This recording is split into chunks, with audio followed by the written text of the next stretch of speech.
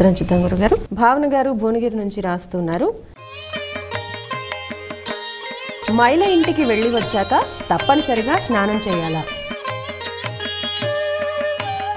ఒక్క మైలు ఇంటికి వెళ్ళడమే కాదు, స్నానాలు ఎప్పుడు చేయాలో సుస్పష్టంగా ఇటు గరుడ పురాణం, ఇటు మార్కండేయ పురాణం, ఇంకా ప్రామాణిక మంత్రశాస్త్రాలు స్మృతులు చెప్పాయి. శ్మశానమునకు వెళ్ళినవాడు ఇంటికి రాగానే కట్టుగొడ్డలతో స్నానం చేయాలి. పురిటి వార్త విన్న వెంటనే మళ్ళీ కట్టుగొడ్డలతో స్నానం చేయాలి. ఇవన్నీ జాగ్రత్తగా వినండి. ఒక ఆయన తనకి కొడుకో కూతురో పుట్టిన వార్త విన్నాడు, లేదా తన ఇంటి పేరిటి వాళ్ళకి కొడుకో కూతురో పుట్టిన వార్త విన్నాడు, తన వంశం వాళ్ళకి. అలాంటి వార్త విన్న వెంటనే ఏం చేయాలి? కట్టుగొడ్డలతో స్నానం చేయాలి. ఎవరినైనా పలకరించడానికి మైలు ఉన్న సమయంలో వెళ్ళాడు అనుకుందాం. 11 రోజులు మైలు ఉంది ఒక ఆయనకి.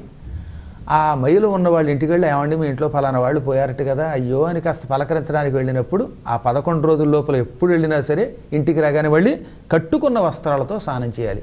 అందుకే స్నాయీత చైలవాన్ ప్రాజ్ఞ అన్నాడు. శాస్త్రముల మీద నమ్మకం కలిగిన పండితుడైన వాడు తప్పక మైలు ఇంటికి వెడితే ఇంటికి రాగానే స్నానం చేయాలి, శ్మశానానికి వెడితే ఇంటికి రాగానే స్నానం చేయాలి, పురిటి వార్త వినగానే స్నానం చేయాలి. మైలు అంటారేంటంటే పురిటి వార్త గురించి చెప్పారండి. అందుకే మీకు చూడండి, దేవకీ వసుదేవుల కథలో భాగవతంలో ఏమనుంటుంది? కృష్ణుడు పుట్టాడు, పుట్టిన వెంటనే కట్టుగొట్టలతో స్నానం చేయాలి నేను, కానీ జైల్లో ఉన్నాను, అప్పుడు ఏం చేయాలనుకుని ఆయన స్నానము చేయగరామిని ఆనందరసాబ్ధిమగ్నుడై అంటాడు. అయ్యో, పిల్లలు పుట్టిన వెంటనే ఆ వార్త తెలిసిన వెంటనే కట్టుగుడ్డలతో స్నానం చేయాలని శాస్త్రం చెబుతున్నది. జైల్లో ఉన్న కారణం చేత, చెరసాలలో ఉన్న కారణం చేత స్నానం చేయలేను, ఎలా స్నానం చేయాలి అనుకుని నాకు కృష్ణుడు పుట్టాడని ఆనందం వచ్చింది. ఆనందం ఒక గొప్ప సముద్రం, ఆనంద రసంలోనే స్నానం చేస్తున్నాను అన్నాడు ఆయన. ఆనందంలో కూడా స్నానం చేయొచ్చట.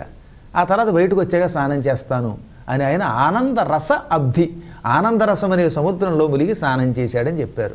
దాన్ని బట్టి పిల్లలు పుట్టిన వెంటనే ఎవరైనా సరే, మగవాళ్ళనే చెప్పేది ఇది, ఆడవాళ్ళు పిల్లలు పుట్టిన వెంటనే వాళ్ళు స్నానం చేయకూడదు సుమా. కానీ మైలు వచ్చినప్పుడు మాత్రం ఆడవారైనా మగవారైనా స్నానం చేయాలి. శ్మశానానికి వెళ్ళినప్పుడు స్నానం చేయాలి. పలకరింపుకు వెళ్ళి ఇంటికి రాగానే స్నానం చేయాలి. అది కూడా వస్త్రములతో. మళ్ళీ ఈ మధ్యన చాలామందికి రకరకాల అనుమానాలు, అవి కూడా తీర్చేస్తున్నాను. ఒక ఆయన అయితే, నా జేబులో సెల్ ఫోన్ ఉందండి, పెన్ ఉందండి, చెక్కు బుక్ ఉందండి, 500 కట్టు ఉందండి, మీరు కట్టుగొట్టలతో స్నానం చేయాలంటున్నారు, మరి ఇవి తడిసిపోవా అన్నాడు. నేను బట్టతో అన్నాను కానీ కట్టతో అనలేదు. డబ్బుల కట్ట నమ్మి ఎవరో ఒకరిని పక్కన పెట్టండి, లేదా ఎవరో చోట భద్రంగా ఉంచేటటువంటి చోట ఎవరో నమ్మకం కలిగినటువంటి వ్యక్తికి ఇచ్చి కేవలం వస్త్రములతో స్నానం చేయండి. ఈ కాగితాలు, పెన్నులు ఇటువంటి వాటికి మైలు ఉండదు, 500 కట్టలకి మైలు ఉండదు. వాటిని పక్కన పెట్టి హాయిగా స్నానం చేసేసి అప్పుడు ఆ వస్తువులు స్వీకరించవచ్చు. కానీ మొత్తం మీద స్నానం